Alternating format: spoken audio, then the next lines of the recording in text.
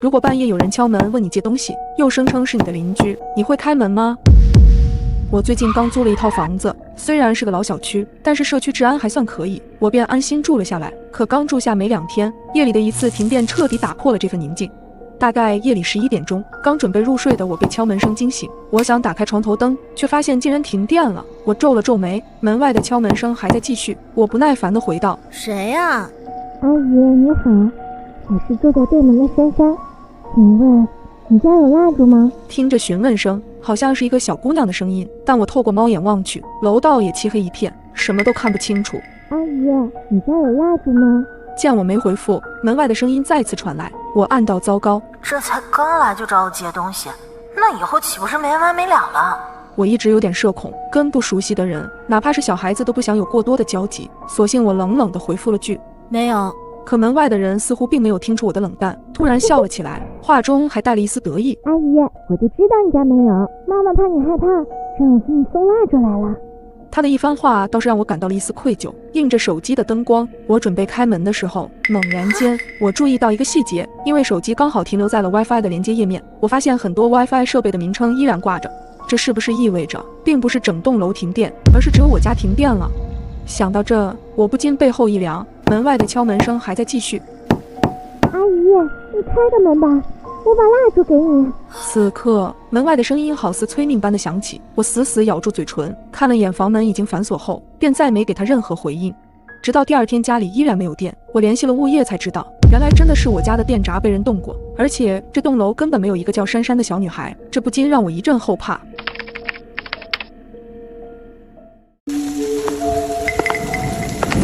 2018年11月，为了节省房租，我租了一间单身公寓。看着破旧的大门，我问房东能不能帮我换个门。这门很结实，这么久都没出事，换不了。看着房东坚定的眼神，我有些无措。可这房租确实便宜，我便咬咬牙租了下来，喊人上门换了锁。2019年1月，出差了好几天，听说前2天好几户人家门锁都被撬了，被偷了好些东西。隔壁的小情侣家被偷得最狠，连晚上吃剩下的排骨汤都被连锅端走了。看着小姐姐唉声叹气借菜刀的模样，我也不知道怎么安慰她。我仔细检查了我家的门锁，似乎没有被撬开的痕迹。2019年2月，过年回来后就听房东说要涨房租，原因是他帮我们这栋楼找了一个守夜值班的大爷，还是因为之前遭小偷惦记的事情，房租涨了500，让本不富裕的我雪上加霜。上个月同事还让我和他合租，看来我得考虑一下了。2019年4月中旬，最近总加班，回家的时候都已经凌晨了，钥匙孔又生锈了，抽空得找个师傅看看了。最近这么晚还有人搬家，也不知道是谁家的。2019年4月下旬，没想到我居然遇到了这么可怕的事情。闺蜜在我家玩了2天刚走，却突然有人敲了我家的门。这种单身公寓都没猫眼，开始我以为是闺蜜去而复返，但我问了门外好多遍，却没有任何人回答。楼道的脚步声响起，特别清晰，一直在门口徘徊，一下一下踩在我的心头上。我再次下定决心，一定要搬家。2019年5月，最近我失眠更严重了，因为从那天之后，我经常在深更半夜听到门外有脚步声，在走廊里走来走去。我问过房东了，他说应该是大爷在值班。难道真的是我多想了？不对呀，大爷一般不是到凌晨1点左右就休息了吗？我难道幻听了？突然想到隔壁的邻居都搬家1个多月了，可我也总能听到他家似乎传出来有人念叨的声音。不行，太恐怖了，我还是得搬家。2019年6月，我被人盯上了。我刚从快递站取完快递，便往家走去，突然我察觉到了不对劲，我的身后好像一直有个人在跟着我，我吓到了，直接僵在了原地。但更可怕的是，身后的人竟然也不走了。我们就这样僵持了许久。没过一会儿，我疯了一般冲上了楼，头都不敢回。我赶紧冲到了家门口，身后的脚步声越来越近，但因为钥匙孔生锈，我一直没能打开。此时他已经走到了我的身后，正站在那里看着我一动不动，然后打开了隔壁的房门。2019年7月，我终于搬走了。听房东说，隔壁那个小伙精神不太正常，他总喜欢跟着女孩屁股后边跑，但都没恶意。可我再也受不了了。自从我知道他住我旁边之后，有一天晚上我仔细听了一会儿隔壁的念叨声，这次我终于听清楚了，他竟然一直重复念叨的是我的名字。没想到因为我的这个习惯，竟然救了自己一命。起初是门外的墙上突然出现了一个3角标记，我看到后心里一惊，赶忙把它划掉了。可没想到才隔了几天，标记再次出现，依然是一个歪着的3角形。这个标记之前我也有所耳闻，代表着这一户是独居女性。随即我又去看了对面的2户，果然没有任何的标记。我皱了皱眉，虽然并不想承认我的猜测，但为了安全起见，我还是找到了物业。咱们这是老小区，这监控好像又坏了。保安大哥不好意思地挠了挠头，我克制住自己内心焦躁的情绪，还是让他们赶紧维修。也许是哪家小孩子的恶作剧呢，不用太担心。保安大哥看我脸色太差，安慰地说道，但我总觉得事情肯定没有这么简单。直到那天下午，我出差回家，一打开门就发现了不对。因为我有一个习惯，每次出门之前我都会把家里的鞋子摆得整整齐齐的，但是今天我发现脚下的鞋子明显被踢到了一边，而且脚垫也有些轻微的褶皱。我联想到前几天在门口发现的标记，一种不安的感觉突然袭上心头。此刻这个无比熟悉的屋子让我觉得危机四伏，我屏住呼吸，仔细听着周围的声音，心里也砰砰直跳，怕得要命。在静谧的房间里，我好似捕捉到了一阵轻微的呼吸声，我吓得赶忙退到了门外，以最快的速度反锁了房门，随后报了警。期间我冷静下来后还有些懊恼，生怕是自己太敏感搞错了。然而在警察叔叔到了后，打开了房门，没想到屋子里真的有一个男人，他被警察从卫生间揪了出来。后来根据他交代，他在很早之前就已经盯上独居的我了，门口的鞋子也确实是他踢倒的。直到现在我还很后怕，要不是因为我的这个习惯，可能我就已经遇害了。所以大家在出门前也最好习惯地做上标记，如果哪天这个标记变了，至少你能有反应的时间。你听过楼梯恐惧症吗？尤其是在晚上爬楼的时候，这种感觉更加明显。那天我刚加完班，到家楼下的时候大概10点半左右了，看着电梯缓缓往24楼走去，想到马上要到家了，我整个人都松弛了下来。突然电梯里的灯一明一灭的狂闪起来，我明显感觉到电梯开始无规则的上下颠簸，我吓得神经一下子绷紧，赶紧把电梯所有的楼层按钮都按了一遍，也同时按着电梯里的求救电话。然而等了半天却没有任何反应，好在大概过了5-6分钟，电梯在20楼停了下来，打开了门，我赶紧冲出了电梯，瘫软地倒在了地上。缓了好一会儿，我愣是死活不敢再坐电梯了，想着还有4层就到家了，就准备从旁边的消防通道上楼。但是消防通道里的感应灯很是昏暗，我打小就有楼梯恐惧症，上楼梯的时候总感觉身后会有人跟着我，但看了眼身后的电梯，还是咬着牙走进了消防通道。然而就在我开门的刹那，突然间一个人影闪到了我的面前，我吓得脸色煞白，死死咬住嘴唇，映着昏暗的灯光，我才看清那是一个戴着鸭舌帽和口罩的男人。他似乎也愣住了，眼睛死死地盯着我，并往旁边退了一步。我暗暗松了一口气，小声地说了句不好意思，便往楼上走去。然而就在我与他擦肩而过的瞬间，我似乎发现了他衣领上有血迹，这个认知让我的脑袋嗡的一声，冷汗一下子冒了出来。我假装淡定，僵硬地继续往楼上走，而那个男人似乎一直站在原地，我隐约感觉到他的视线其实一直在盯着我，这种无声的压迫感让我差点晕厥。好在没过多久，一阵下楼的脚步声传来，我也暗暗松了口气，便赶紧回了家。到家的安全感很快让我把这件事情抛之脑后，可我没想到第二天晚上我正在追剧时，突然门外响起了急促的敲门声，我吓了一跳，想着自己也没有点外卖或者有快递什么的。谁呀？我警惕地冲着门口喊了一声，我是警察，找您了解点情况。听到是警察同志，我放松了许多，赶紧起身走到门口，顺着猫眼往外看，是一个穿着警察制服的男人站在门口。有事吗？我打开门小心翼翼地问。昨晚你们这栋楼发生了命案，你有没有看到什么可疑人出入，或者是可以提供的信息？警察的话让我瞬间想到了昨晚楼道遇见的那个男人，我刚想脱口而出时，猛地想到了自己的人身安全，多一事不如少一事，不好意思，我什么都没看见，也没留意到有可疑的人。这名警察盯着我看了一会儿，打扰了。他说完便快步离开了。关门之后我便打开了业主群，可发现并没有人讨论这件事，物业也没有提醒，不会是警察弄错了地址吧？然而过了1周左右，我在看电视时，恰好看到新闻上播报了杀人犯被抓获，而那个杀人犯正是那天来我家的那个穿着警服的男人。我顿时毛骨悚然，一个答案呼之欲出，所以大家切记一点，出警的话一定是2个以上的警察，不可能只有1个人来。我再也不敢随便见网友了。最近我在聊天软件上碰到一个很聊得来的人，他叫许清，是一个很阳光的男孩子。我们已经聊了几个星期，并且惊喜地发现我们还有几个共同的好友。于是在他约我去他家吃饭，我没犹豫多久就答应了。他家是2室1厅，和他的人一样，收拾得干干净净的。只不过很奇怪的是，家中的香薰里总弥漫着一股若有若无腐烂的味道。许清也许看到我皱了皱眉，你是不是闻到什么味道了？抱歉，我今天才发现厨房里有些肉坏掉了，刚给处理了。他打开窗户透透气。小冉，你先自己玩会儿，我去做饭。在沙发上坐着的时候，那股味道又传来了。我嗅了嗅鼻子，隐约感觉那是从卧室传出来的。看了眼在厨房做饭的许清，我凑进卧室去看了看。这是一个很整洁的房间，墙上还挂着一个女孩的照片，女孩笑得十分灿烂，这难道是他的女朋友？他怎么没跟我讲过？突然，我注意到床上的枕头上沾着什么，看起来像陈旧的血渍，心里不禁泛起嘀咕：你怎么在这里？我转头看向许清，抱歉，我不该随便进入房间。许清表情看上去有些忧伤。这是我姐姐的房间，她前几天刚生病去世了。她走后，房间里的东西我就再没有动过。我看着许清苦涩地讲着这些话，不免有些心疼她。对不起，我并不知道这些。她抿了抿嘴，没事儿，我们出去吧。饭快好了，许清关上了房门，又去厨房继续做饭。我看着许清忙碌的背影，想拿出手机拍照记录一下，但是摸了半天都没摸到手机。想起刚才应该落在他姐姐的房间了。我看了看在厨房的许清，再次进到小卧室，手机就掉在了地板上。我弯下腰去拿床底下的手机，腐臭的味道扑面而来，我便顺着床下看去。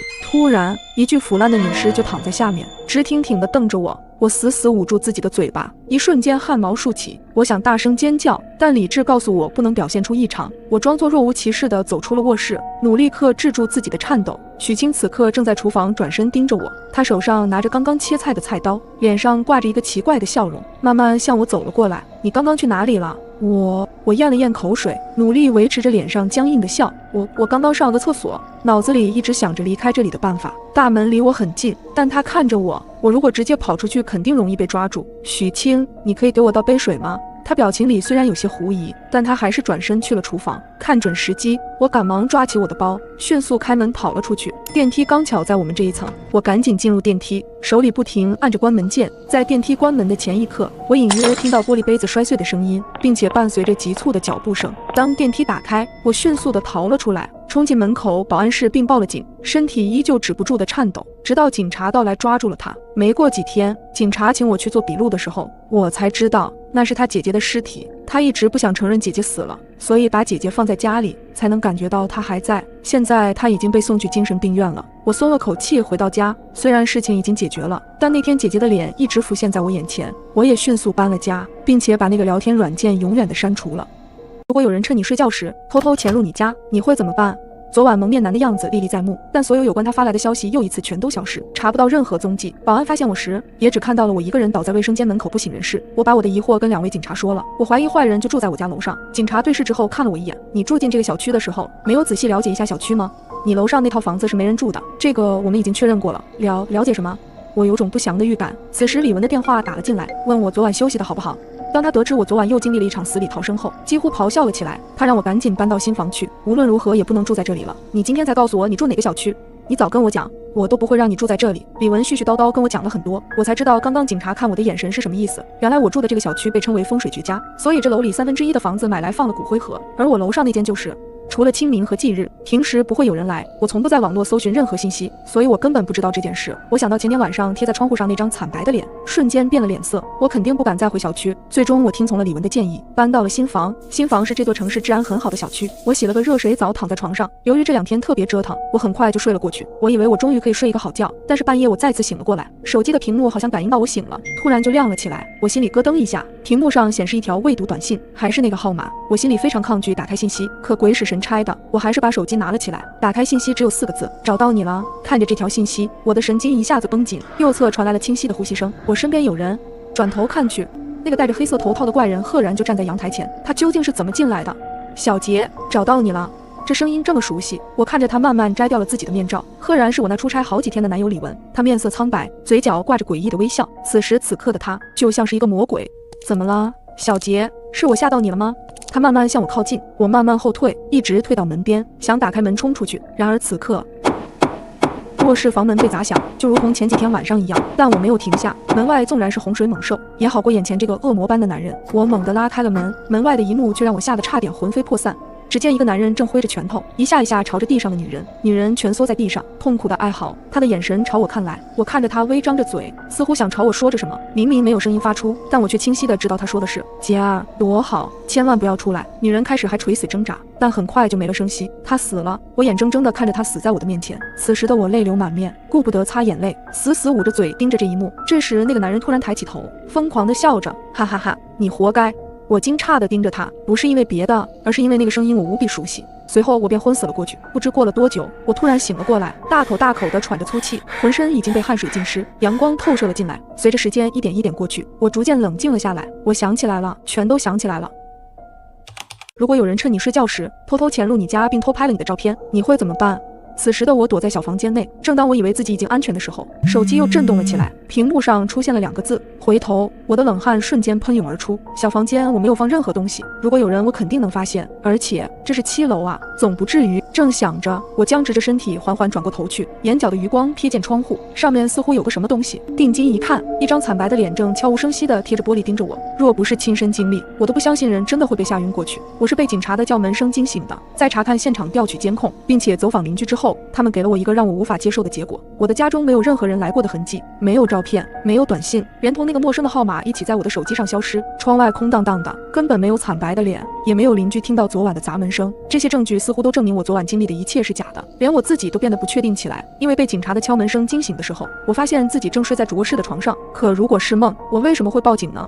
我把这件事告诉了李文，李文是我的男朋友，他工作很忙，已经出差10几天了。他听了事情的经过，也觉得不可思议。沉思了片刻之后，我怀疑根本就没人进你的房间，你找找看会不会有人在你的卧室里安装了隐形监控。我觉得李文说的有道理，我也听说过有个别租客为了寻求刺激，在退房后会在房子里留下针孔摄像头，观看下一任租客的生活。也有人会保留钥匙，知道是独居女性，就会趁夜深人静时潜入屋内。挂断电话，我在卧室里展开了地毯式的搜索，但搜遍了整个屋子都没有找到摄像头。我坐在床边回忆，如果我屋子里没人，那昨晚衣柜里的光怎么解释？可如果他进来了，为什么警察没有发现任何痕迹？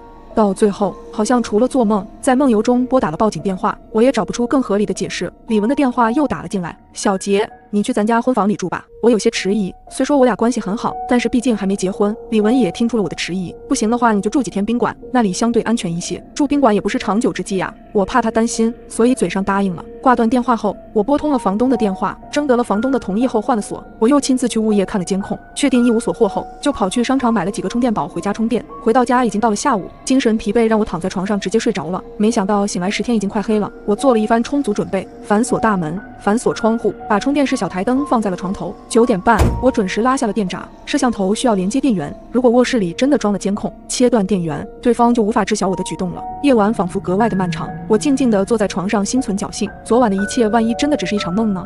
不知过了多久，熟悉的震动声响了起来，我浑身汗毛炸起，差点把手机丢了出去。果然又是那个号码。他又给我发来了一张照片，看着那张照片，我面如死灰。照片中的我坐在床上，低头看着手机，屏幕的幽光映着我的脸。这不可能，要拍出这样一张照片，除非拍照的人站在我的正前方。可我一直坐在床上，根本就没看到人。这张照片是怎么来的？难道在我没检查到的地方藏着摄像头？电源没连接在我家，不是我家的电源，那会不会是楼上？我抬头望向天花板，如果是楼上，有些事情就说得通了，例如窗外那张惨白的脸，可能是楼上用绳子掉下来的假人，例如监控没有拍摄到进出单元楼的可疑人员，因为他本来就住在这栋楼里。我的脑子飞快地转动着，感觉自己似乎接近了真相。可就在这时，屋子里忽然陷入了黑暗，台灯熄灭了，没电了。不可能吧，这种充电式小台灯用电量极少，1个小时之前我看过，电量还是满格的，可能是坏了。我正准备打开手机手电筒去检查一下时，手机又震动起来，一条信息跃入眼帘。黑暗似乎更有趣，恐惧像一条毒蛇猛地扼住我的咽喉。我蹭地站起来，3步并作2步冲到门口，拉开门跑了出去，生怕跑慢1步会有一双大手突然从床底伸出，抓住我的脚腕，把我拉进去。我没敢回头看，可我知道我卧室的床下藏了一个人。如果你在评论区跟人吵起来，而那个人半夜来找你，扬言要杀了你，你会怎么办？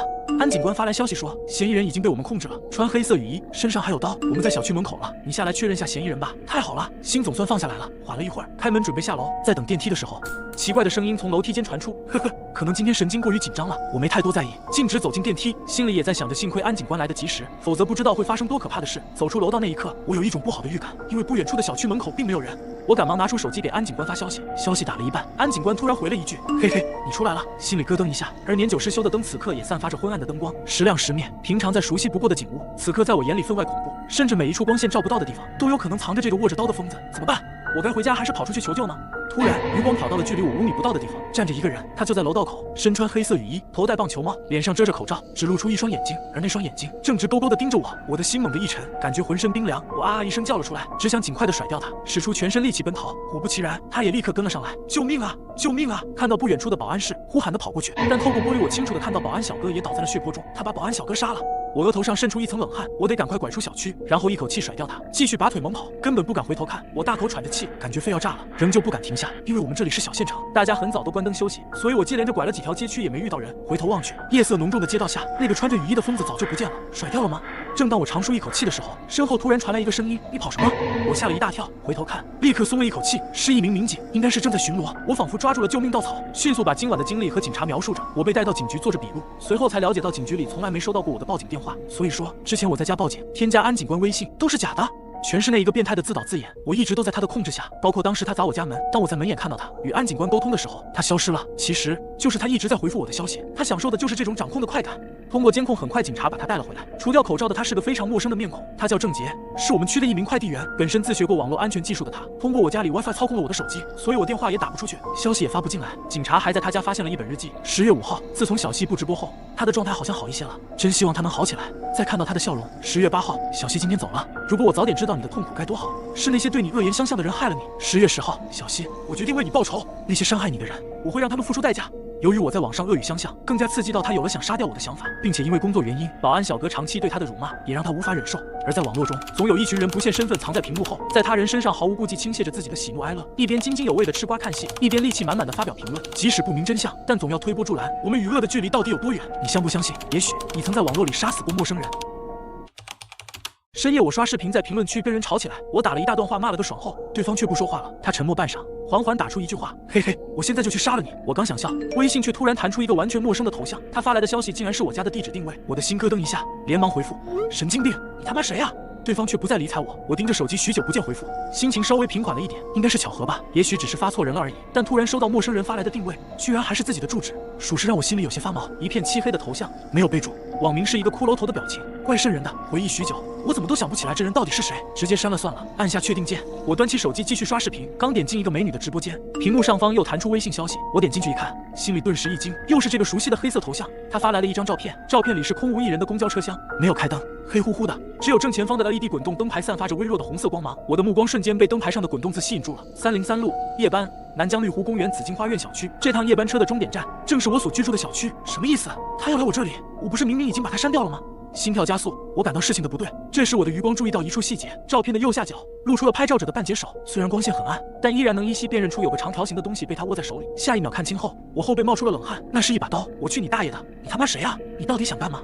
我吼着脏话，连文字带语音发出去好几条，对方却再次沉默。等了半天不见回复，我坐不住了，从被窝里爬起来，拨开窗台边的窗帘，朝楼下看了一眼。寂静的夜间马路，只有昏暗的路灯，别说是公交车了，连个人影都没有。我觉得自己有些神经质。对方仅用一张黑漆巴糊的照片就把我吓成这样，实在是太蠢了。可心里却抑制不住地恐慌起来，迈步钻进厨房。我从厨具架上拿下一把菜刀，口中振振有词道：“你要真敢来，老子就叫你知道什么叫有去无回，谁怕谁！”就像听到我的话一样，手机叮咚一响，铃声弹出消息，又是这个黑色头像。他再次发来一张照片，仍然是那个昏暗的公交车厢，镜头正对着滚动字灯牌。再有3站就到紫荆花苑了，他离我越来越近了。妈的，还真是个疯子！我的心猛地吊起来，2步窜到客厅，把大门反锁上，然后拿出手机直接拨通了报警电话。喂，警察吗？我要报警，有人要杀我，他在来的路上了，手里还拿着一把刀。这种情况我们算作恐吓威胁处理，你关紧门窗，保护好自身安全。如果他真的来了，我们会出警对其抓捕。听筒里接警员沉稳的声音，慢慢抚平了我内心的恐慌。随后，接警员记录下来我的所在地址，并让我添加安警官的微信，把嫌疑人恐吓威胁的聊天记录发给他，以作证据。小兄弟不要怕，他要是真敢来，我们5分钟之内就会赶到。添加了安警官的微信后，我第一时间就把黑头像发我的消息全部转发过去，包括他本人的微信号，总共就是这些。麻烦安警官了。几秒后，对方却发来几个问号，并说：“你什么都没发呀？”啊！我的呼吸变得急促，连忙又截了几张图，转发了他的所有消息过去。可安警官的回复让我坠入了绝望，我什么都没收到，微信号也查无此人。什么情况？为什么和他有关的消息和截图都没办法发送给别人？我反复试了好几次，每次都是一样。安警官发来他那边的界面截图，确实只有我的对话气泡，就好有一张无形的网，把黑色头像有关的信息全部过滤隔绝了。如果说刚刚只是害怕被杀，那么现在已经变成对超自然情况的恐惧了。妈的，他到底是什么东西？不仅删都删不掉，连截图都发不出去。我的睡衣被冷汗浸湿，止不住的给安警官发送消息，想说明现在奇怪的情况。别怕，应该是网络原因，你做好个人防范，把门窗关紧，有动静直接报警。输入框里的文字打了又删，我思考良久，尽可能让我冷静下来。叮咚，突兀的消息声在寂静的深夜里无比刺耳，指尖微微发抖，很可能又是那个人发来的。我甚至不太敢看了。果然，点进去依然是一张照片，图中的场景不再是公交车，而是变成了一栋楼房，拍摄角度正对着单元大门，门玻璃上映现出一个模糊而黑暗的影子。这栋楼我再熟悉不过了，因为这就是我所居住的单元楼。没想到这疯子这么快就到了。下一秒，他发来一句话：“嘿嘿，我来杀你了。”深夜，卧室的门把手被人不断的拧动。初初，你开门！刚刚我收到一个关于云泽更重要的消息，你让我进来。门把手被人拧动的速度越来越快，蒋洁的语气越来越焦急。让我进来，白初！我害怕的躲到云泽怀里，然后我闻到了一股淡淡的血腥味。这股血腥味是从云泽身上传来的，和一股香味混在了一起，让我有点作呕。我缓缓松开了云泽，抬头看向他，为什么今晚突然喷了香水？云泽看着我，无奈地说道：“我确实是为了掩盖身上的血腥味，不过不是蒋洁说的那样。白初，你相信我吗？”我看着云泽的眼睛，那是一双眼型非常温柔的眼睛，微微下垂。你身上怎么会有血腥味？我冷静地问道。云泽叹了口气，向我展示了他的手臂。我这才发现他的手臂上竟然有一道长长的伤口，这道伤口上面贴了创口贴，但依旧有淡淡的血迹从上面渗了出来。下班的时候看见一个小猫卡在缝隙里了，抓它的时候被它抓伤了。云泽淡淡地说道。这听上去非常像云泽的作风。云泽就是那种十分心软，看见路边的流浪动物都会投喂的性格。我觉得我简直是一个不称职的女朋友，哪怕云泽跟我解释了半天，我做的第一件事情依旧是撕开他的创口贴，确实是动物抓伤的痕迹。我松了一口气，十分抱歉地看着云泽。云泽，对不起，我太忙了，所以没有注意到你的伤。云泽摸了摸我的脑袋，温柔地笑着看着我。门外的蒋洁应该听到了云泽的声音，他转动门把手的速度越来越激烈。初初，你千万不要相信云泽的话。云泽，你他妈真的是一个人渣！他手上的伤口根本就不是猫抓伤的，是那个老太太。云泽撵了他3次之后，下车去看他到底死了没有。那老太太还剩最后一口气，就死死地抓住云泽。初初，你不是警察，你真的能分辨得出人和动物抓伤的区别吗？外头的蒋洁越说越激动，开始疯狂用刀在门上刺了起来。蒋洁的话让我对云泽又开始升起了一点怀疑，但只是一点。我看了眼手机上的时间，距离警察到来还有15分钟。我开口道：“蒋洁，我们都冷静一下，我已经报警了，警察还有15分钟就会过来。”外头的声音戛然而止，陷入死一般的寂静。蒋洁嘶哑到极点的声音响起：“白初，你为什么要报警？”这句话让我的心一下子沉到了谷底。蒋洁，你真的杀死了那个老人？我的声音充满了寒意。我认识的蒋洁就像一个小太阳，温暖着身边的人。我没有，是云泽。外头传来蒋洁的吼声：“你不能让警察进来，你不能！”我不想与蒋洁多说什么，冷静地等待警察的到来。云泽坐在我旁边，握住了我的手。突然，我看见衣柜开了一条缝隙，衣柜一直放在房间里，里面放着的是我和云泽冬天的衣服。我至少有1个月没有打开这个衣柜了。此时，我的眼睛余光看见衣柜的那个缝隙里有一双惨白的脚，我的心脏剧烈跳动了起来。我缓缓抽出了我的手，不自觉地离云泽远了一点。此时，距离警察到来还有12分钟，我的每一个毛孔都在往外释放着寒气。我手指紧紧地蜷缩在一起。云泽，衣柜里是什么？说完，我死死地盯着云泽的表情。云泽似乎早就意识到我会问这个问题，他站了起来，没有丝毫隐瞒地拉开了衣柜的门。衣柜里放着一具人体模型，刚刚我看到的那双惨白的脚正是这具人体模型，但我的紧张却丝毫没有缓解。我的男友为什么会瞒着我在衣柜里藏着一个人体模型？云泽解释道：“初初，还记得我上周接了一个凶杀案的官司吗？这个官司我听云泽说过，一个男孩被判定杀人，但男孩却坚持声称自己没有杀人。男孩找到了云泽，要求他为自己辩护。”云泽继续说道：“所有人都认为那男孩杀了人，包括警察，但是我不这么认为，我相信他没有杀人。这人体模型是我用来做凶案模拟的。”云泽的表情一如既往的真诚，就像我当初与他相遇一样。他在一个地铁站里扶起了不小心崴到脚的我。我选择了相信云泽。此时距离警察到来还有8分钟，只要再坚持8分钟，真相就大白了。外头的蒋洁似乎放弃了破门而入，但他随之而来的话却让我再次沉思了起来。白初，你真的了解云泽吗？我和云泽谈恋爱这1年，我对他的工作了解很少，更没有他同事的联系方式。现在想起来，云泽从未带我见过任何朋友。云泽是一个孤儿，没有父母，他一直在孤儿院长大，然后靠着自己的实力通过了法考，又一步步从实习律师到了现在的金牌律师。所以我一直很佩服云泽，也很庆幸我有一位长相工作都上乘的男友。我们3观更是契合无比。人的感情是很自私的，虽然我和蒋洁有10来年的感情，但我依旧选择相信了云泽。初初，我知道你很难相信我，我现在就把证据发给你。云泽他一直在欺骗你。蒋洁愤怒地说道。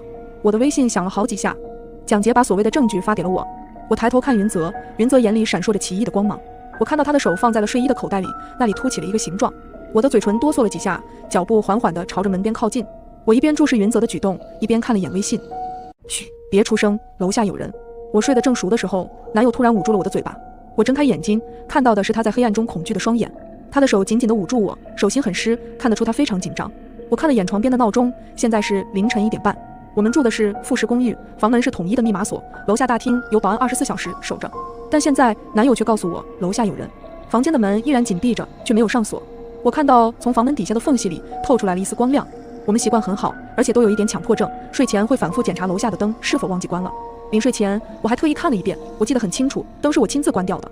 而现在楼下有一个人打开了灯，是小偷？不，小偷不会这么堂而皇之的开灯。莫非是入室抢劫犯，或者是连环杀人犯？我脑海里瞬间闪过无数念头。男友压低声音告诉我，他要去锁门。但是这里有一个问题，那就是我们房门的钥匙是插在锁眼上的，要锁门必须要先把门打开，然后拿进钥匙再锁上，这不可避免的会发出一点声音。我紧张的冷汗都冒出来了。当然我在第一时间就报了警，通过短信的方式，警察很快就回复我了，他们已经往这边赶来的，但是需要半个小时。这间公寓是我和男友租来的，我们没有加物业微信，也没有楼下保安的电话，这半小时很可能我男友开了门之后，楼下那人就察觉到了。半小时足够他把我们2个杀死。我拉住了男友的手，满脸都是惊慌，男友也很紧张，他嘴唇都在哆嗦着，但是还是安抚性的拍了拍我的手。我看着男友小心翼翼地往门边走去，他先是趴在门缝下往外看了一眼，然后对我摇了摇头，用口型告诉我现在走廊上没人。我没有松一口气，整个人背都绷得直直的，竖起耳朵听着楼下的一举一动。楼下传来了轻微的响声，那声音听上去很奇怪，就像是用指甲在挠什么的声音。再然后是行李箱拉链被拉开的声音，楼下那人在翻找行李箱。男友开了门，迅速地抽出钥匙，然后关上门锁上。我们俩都长长的松了一口气，但是不可避免的还是发出了一点声音。我只能拼命祈祷楼下那人没有听到，但是很可惜他似乎听到了，因为我们听到了上楼的声音，哒哒哒，脚步声很沉重，应该是个男人。我看了眼时间，离警察到达的时间还有25分钟，而我们在这里没有任何朋友和认识的邻居可以帮忙。男友为了以防万一，让我藏在了床底下。我拿着手机，浑身发抖地钻了进去。此时离警察到达的时间还有20分钟，而我们都清晰地听到那个脚步声戛然而止，仿佛停在了门口。我的心都提到嗓子眼里了，额头冷汗不断地流下。这时门口响起了一个令我意想不到的声音，出出。听到这个声音，我的心情就像坐过山车一样，从精神紧绷一下子松懈了下来。这声音我非常熟悉，是我的最好的男性朋友蒋杰的声音。他是一名交警。蒋杰作为我的朋友，和我以及男友都认识。之前我家猫还没送人的时候，蒋杰经常在我们出差的时候帮我们喂猫，因此他也知道我们家的密码。虽然不知道蒋杰为什么会选择在这个时间不打招呼的过来，但我紧提着的心终于落了下来。我正准备从床底下钻出来的时候，就听到蒋杰语气十分凝重地说道：“初初，云泽在房间里吗？”云泽是我男友的名字。我刚要开口回答，一只手突然伸了过来，捂住了我的嘴巴。是云泽。此时他的表情十分的异样，对我摇了摇头。我听到蒋杰继续说道：“初初，接下来我说的话你一定要听好了。如果云泽回来，你一定不要让他进来，马上报警。”我愣住了，下意识地问道：“为什么？”蒋杰沉重地说道：“刚刚北城路发生了一起交通逃逸案，受害人是一个60岁的老人，肇事者不小心撞伤他之后，非常恶劣地碾压了3次，造成老人死亡。我刚刚看了监控，肇事者是云泽。云泽骑车逃跑了，我猜想他也许回家了。”我整个身子都冰冷了下来，我抬头难以置信地看着云泽，这个向来非常温和的男人。他是温和的陆律师，是路上碰到生命垂危的流浪汉都亲自给他做人工呼吸的男人。我怎么都不相信云泽会肇事逃逸，还会如此残忍地活活将一个60岁老人碾压致死。可是蒋杰也没必要骗我，他是我最好的朋友，我们是从小一起长大的青梅竹马。在认识云泽之前，我有困难的时候，是蒋杰第一时间出现在我身边。我呼吸急促地看着云泽，眼神迫切地向他求证。云泽叹了口气，伸手想摸我的脑袋，却被我躲开了。他沉默着在手机上打下一段话：“初初，你相信我，杀害老人的不是我，是蒋杰。当时我看到了蒋杰的车牌，我没有选择报警，是想要给他一个机会。现在想来，蒋杰当时便发现了我，他是过来杀人灭口的。”这段话让我再次迷惑了起来，一时间我不知道该相信云泽还是蒋杰，但心理上我还是倾向于相信云泽。我冷静下来，想起了之前听到的行李箱被拉开的声音。经常出差的我，习惯性的在行李箱里放着一把水果刀，用来削水果。这个习惯，蒋杰和云泽都一清二楚。为什么蒋杰要拿一把刀上来？难道真的如云泽所说，蒋杰是过来杀人灭口的？